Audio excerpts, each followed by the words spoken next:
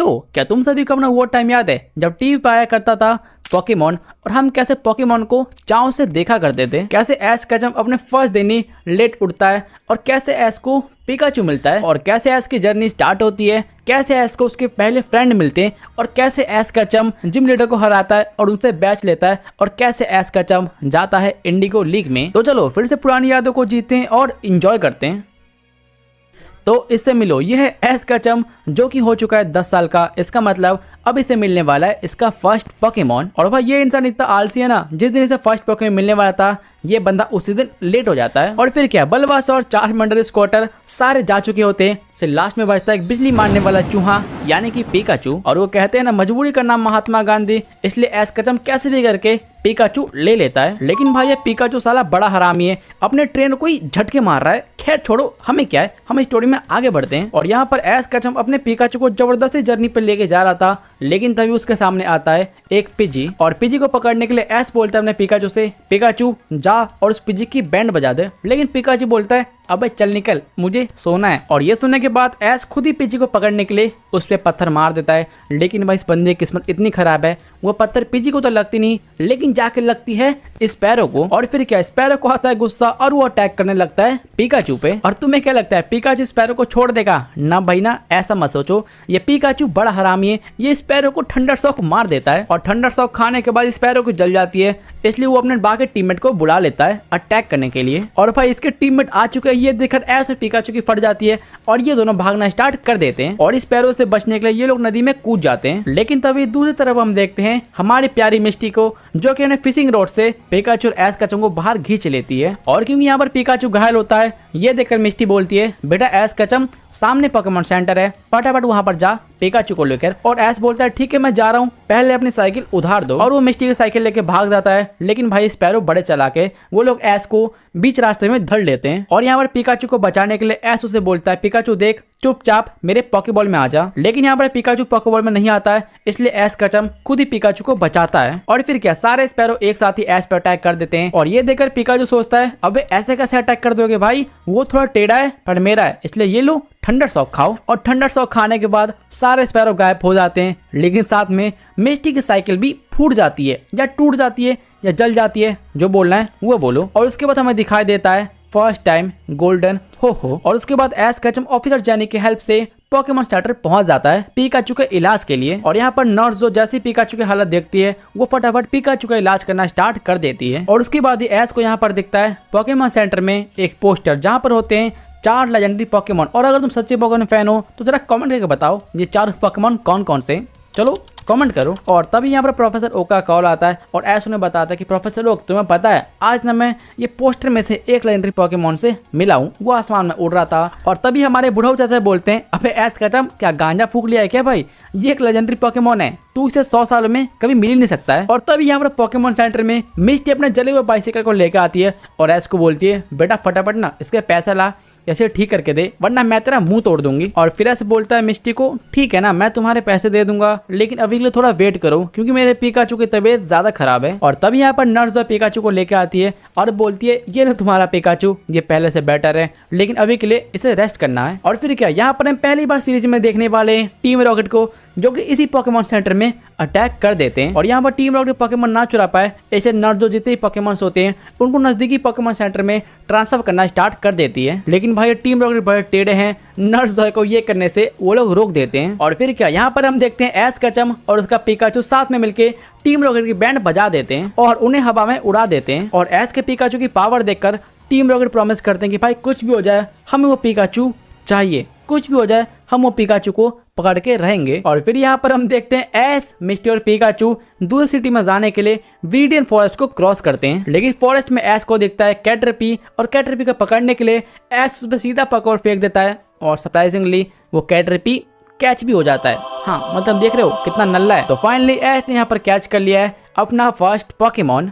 और यहाँ पर ऐश कचम कैटरपी को पकड़ के मिस्टी के सामने थोड़ा फ्लेक्स करता है कि देख बे, मैंने अपना फर्स्ट पोकेमॉन बिना बैटल के पकड़ लिया है, तेरे में इतनी हिम्मत। लेकिन यहाँ पे मिस्टी बोलती है, अबे यार इस बग पोकेमॉन को दूर रखो, मुझे नहीं चाहिए ये। और तभी ऐश कचम अपने कैटरपी को पोकेबॉल से निकालता है थोड़ा देखने के लिए। लेकिन भाई ये कैटरपी साला ठरकी है, मिस्टी को देखते ही उसके पैर में जाकर चिपक जाता है। अबे थोड़ा शर्म कर ले। और उसके बाद ऐश केचम, पिकाचू और कैटरपी अपनी जर्नी में आगे बढ़ जाते हैं और मिस्टी बन के पीछे पीछे चली जाती है छुपके छुपके। और उसके बाद हम देखते हैं पोकेमोन एनीमे का एक आइकॉनिक सीन जहाँ पर पिकाचू कैटरपी मून के अंदर बातें कर रहे होते हैं, मतलब चांद के नीचे। एंड आई एम श्योर ये सीन तुम सभी को याद होगा। और इसके बाद हम देखते हैं एक पिजियोटो को, और पिजियोटो को देखकर ऐश सोचता है क्यों ना मैं इसे पकड़ लूं। और इसे पकड़ने के लिए ऐश केचम इसके ऊपर पॉकेबॉल फेंक देता है बिना इससे लड़े। लेकिन पिजियोटो भी लाइक अबे हट चोमू, कैटरपी समझाया क्या। और फिर मिस्टी ऐश को बताती अबे गधे तुझे इसे पकड़ने के लिए पहले से वीक करना पड़ेगा अपने पोकेमॉन से, इसलिए ऐश पिजियोटो को वीक करने के लिए उसके सामने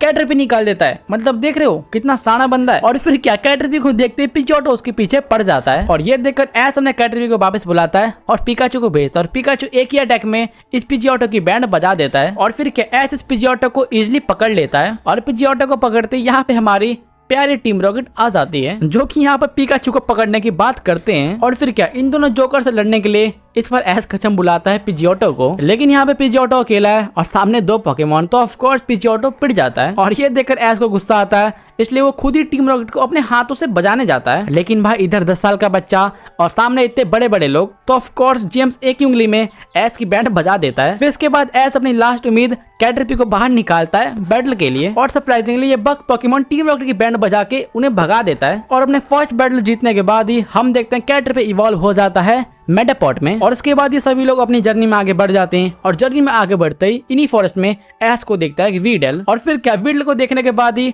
ऐश केचम इसे पकड़ने की सोचता है। और फिर ऐश बोलता है चलो पिकाचू इस वीडल को वीक करते हैं और इसे पकड़ते हैं, जाओ इस पे अटैक करो। लेकिन यहाँ पे पिकाचू बोलता है अबे तू निकल यहाँ से, पहले मुझे सोने दे। और यहाँ पे पिकाचू तो कामचोर है, इसलिए ऐश अपने पिजियोटो को निकाल लेता है वीडल से बैटल के लिए। लेकिन यहाँ पे दूसरी तरफ हम देखते हैं मिस्टी को, जो कि जंगल में आगे बढ़ चुकी है। और इसके सामने आ जाता है एक समुराय। और यहाँ पर ये समुराय शायद ऐश केचम की तलाश में था। और यहाँ पर हम देखते हैं ऐश जैसी वीडियो कैच करने वाला होता है, ये समुराय वहाँ पर टपक जाता है और ऐश को बोलता है अबे तू पहले टाउन से आया ना, चला जा बैटल करते हैं। और फिर क्या इसके बाद इनकी बैटल किसे याद नहीं है भाई। ऐश निकालता है मेटापॉड को या समुराय निकालता है मेटापॉड को, और दोनों लोग अपने में लगे होते हैं। और यहाँ पर इनकी बकवास बैटल कंटिन्यू होती है। और दूसरी तरफ मिस्टी और पिकाचू मस्त अपना चिल पार्टी कर रहे हैं, कोई दिक्कत नहीं है। और इनकी बकवास बैटल खत्म करने के लिए इनके पीछे पड़ जाते हैं बीड्रेल। और बीड्रेल से बचने के लिए सभी लोग समुराय के घर में जाके छुप जाते हैं। लेकिन यहाँ पर भागते भागते ऐश केचम अपने मेटापॉड को पीछे ही भूल जाता है। और इसलिए कुछ देर बाद ऐश अपने मेटापॉड को लेने के लिए वापस उसके पास जाता है। लेकिन यहाँ पर मेटापॉड को ऐसा लगता है कि ऐश ने उसे जानबूझ के पीछे छोड़ दिया, इसलिए मेटापॉड इस बार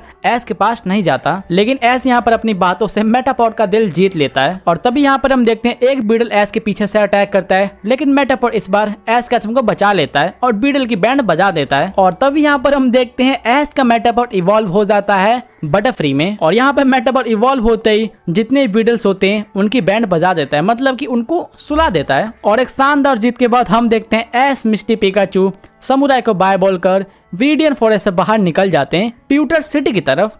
और फिर यहाँ पर हम देखते हैं हमारे तीनों हीरो जर्नी में आगे बढ़ते हुए माउंट मून को क्रॉस कर रहे हैं। लेकिन अपनी जर्नी में आगे बढ़ते हुए इन सभी को दिखता है एक साइंटिस्ट जिसके ऊपर बहुत सारे जुबट अटैक कर रहे हैं। और यहाँ पर हमारे ऐश केचम पिकाचू की हेल्प से इन साइंटिस्ट को बचा लेता है। और फिर ये नल्ला साइंटिस्ट हमारे हीरो को बताता है कि गुफा में है मून स्टोन, जिसके पीछे कुछ बूढ़े लोग पड़े हुए हैं। और फिर यहाँ पर इस केव में हम देखते हैं म्योथ को, जो कि एक जिगलीपॉप के पीछे पड़ा हुआ है। और यहाँ पर म्योथ है, इसका मतलब जेसी और जेम्स तो होंगे ही। और फिर यहाँ पर टीम रॉकेट बोलती है कि भाई देखो हम तो पीछे पड़े हुए हैं मून स्टोन के और हम वो लेके जाएंगे। लेकिन यहाँ पर उन्हें रोकने के लिए ऐश और ब्रॉक अपने पोकेमॉन निकालते हैं और स्टार्ट कर देते हैं बैटल। और हमेशा की तरह टीम रॉकेट बैटल में हार जाती है और उड़ जाती है। और इसके बाद हम देखते हैं रात हो चुका है और यहाँ पर क्लेफेरी हमारे हीरोज को और उस पागल साइंटिस्ट को कहीं पे लेके जा रही है। और फिर हम देखते हैं क्लेफेरी जहाँ पर लेके आती है वहां पर होता है एक बहुत बड़ा मून स्टोन का कोर और यहाँ पर होते हैं बहुत सारे क्लेफेरी। लेकिन यहाँ पर हम देखते हैं टीम रॉकेट फिर से बीच में आ जाती है और मून स्टोन का कोर चुरा के भाग जाती है। लेकिन यहाँ पर हम देखते हैं सभी क्लेफेरी मिलके